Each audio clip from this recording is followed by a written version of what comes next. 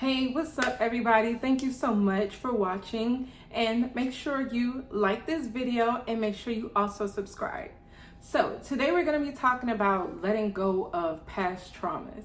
Now your past traumas can either be from just not too long ago, or it can also be from childhood. It can be from any time that was before now, okay? So anything that has affected you in some sort of negative way, whether it was like a tremendous, especially tremendously, or if it was just a little bit, something that has happened to you negatively that has altered the way you think, the way you do things, the way you interact with people.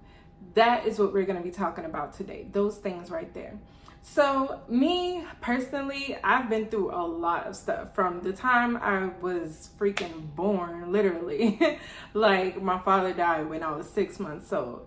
I was a hospital baby, in and out 24/7, literally, as what I was told, fighting for my life from the time I was born.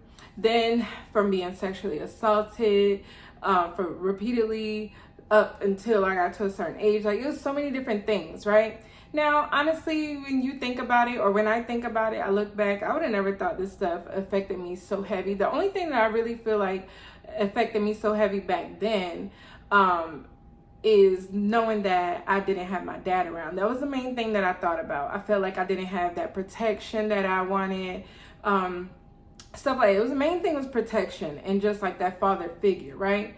I always felt like I had a connection to him even though he wasn't really there. Now, when I look back, I realized that there were so many more things that affected me that I have dealt with that has happened to me that has affected me that I didn't even realize up until more so recently. And the reason why more so recently is because I started taking the time to sit there and deal with the things that were in my head, random thoughts popping up in my head, things that has happened, things that I pushed away, realizing that I was numb to emotionally. Like, I had to sit there. When I realized that I was numb emotionally, this is coming from a person who is super sensitive. And I know I'm super sensitive because I think back to my childhood. I cried over everything. Now, I'm not saying I'm trying to be like that, but if you look back at your childhood and when you were most innocent, you were more closer to who you really are. And then you look at who you are now, you kind of start putting two and two together, right? Now, coming from a person that's super sensitive, I was just like, I need to deal with this. Like, I don't like not being in tune and in touch with my emotions. It didn't feel real, didn't feel normal. Like with my significant other, of course, I was emotionally there. With my children, of course, I was emotionally there, but with myself, I was not. That was a problem. And it's crazy things I didn't realize that I wasn't. So when I realized this, I started taking the time to sit with myself and realize that, oh my gosh, like, what is this emotion? Why do I feel like I want to cry? I started affirming healing in my life. I started being more aware of the things that was popping up in my head and figuring out, why is this thoughts in my head? Why do I randomly feel sad? Nothing happened, but why do I randomly feel like this? I need to deal with these emotions. Or randomly crying or feeling like I want to cry and just like, what is going on? But instead of me cutting back those emotions because I want to hide it, because I don't want nobody to see me crying and feel like something wrong with me, I said, so what? I dealt with it. I sat there and cried and I let it out. And I cried for all the times that I've ever wanted to cry and couldn't cry. I just let it all out, and then I affirmed healing. Whether I knew what I was crying about or I didn't, I let it out and I affirmed healing. That was a big thing that helped me.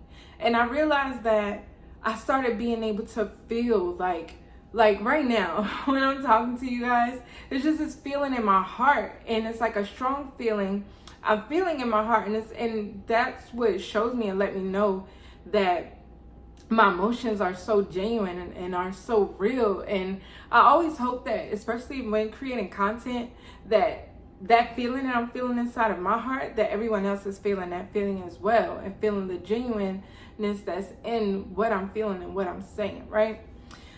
But I took the time to feel those emotions. I cried, I affirmed healing, I prayed, and I found that I was getting closer and closer to feeling, and closer to, becoming and my true self. You know what I'm saying? Like peeling off and shutting off the layers of trauma and trauma and trauma. Now, on top of that, I did journal writing. Writing for me is something that I'm very much connected to. I used to write poems when I was younger. I used to write stories. I used to draw, paint. I am very creative, but I was a very artistic person when I was younger, right?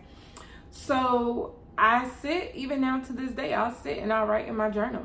And I put everything out, even when I feel like I don't know what I want to write, but I feel like I need to write in my journal because there's a lot of stuff going on up here and it's just jumbled and I don't know what I'm thinking, what I'm feeling. I will sit and I will write in my journal and I will be like, look, I don't even know what I want to write right now, but I just know there's some stuff in my head that I need to get out. And from there, things will just flow. And then I would write until I'm content, until there's nothing else to come out anymore. And then I'm feeling better. And then another thing that helped me, so we talk about just sitting in our emotions, number 1. Number 2, journaling. Number 3, meditation. Now for me, meditation is not easy, or it wasn't. But you have to realize that meditation is not really what people kind of try to make it seem like it is. Like, it's not that you got to sit like this for an hour or 30 minutes or something like that. Now I do try to get my meditation in with sitting in silence because my mind does need that, but I'll allow myself to sit there. I'll see how long I can sit there. As long as my mind allows me to sit there, I'll sit there.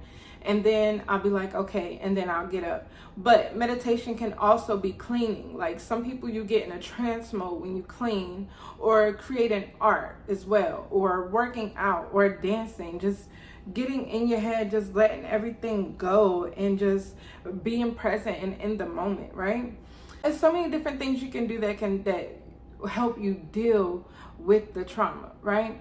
Prayer is another big one. You don't even have to be religious to pray, honestly. Like, even though if you're a person that's not religious, still pray. And pray as if you're talking to me or your best friend or somebody that you trust. Like, prayer is being able to sit there and get everything out into the universe, to God, to whoever it is that you speak to spiritually, and getting everything out and then sealing it with the amen, I say.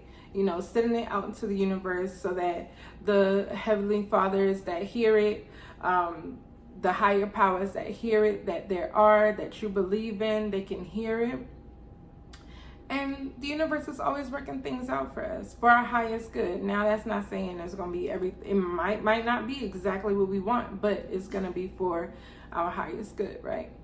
So, take the time to deal with your traumas.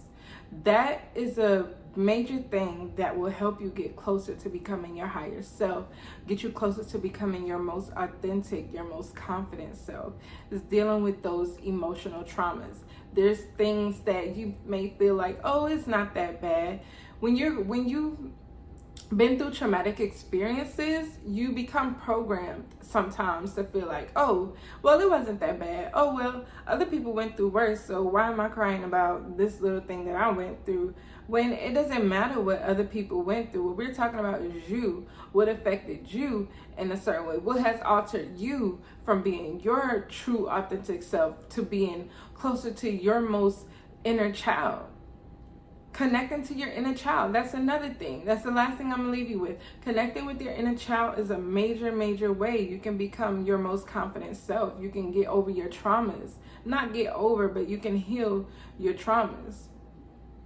Connect to your inner child. What are some things that you really, really loved doing when you was a child? Whether you was in a space where you could do it or you was in a space where you couldn't. Connect back to that person. Whether you like to do art, whether you like to read, whether you like to dance, whether you like to walk, whether you like to build things, whatever that was, connect back to that part of you. And that'll help you even with your meditative states. That'll help you with connecting to your true self and not who others programmed you to be. Sometimes we are raised by people who program us to be a certain way, and there's nothing like what we want to be. And then we get older and we have to come up with our own beliefs, or realize our own beliefs. Not come up with, it's not randomly coming out the sky, but realize our own beliefs and what connects to us more. So This won't be an easy task. I won't sit here and pretend that it will be, but it's a task worth doing. So take the time to connect with your inner child. Take the time to meditate. Take the time to write in your journal. Take the time to, follow the steps and things that I left here for you today, so that you can start healing from your traumas, so that you can start connecting to your innermost self. Thank you so much for watching.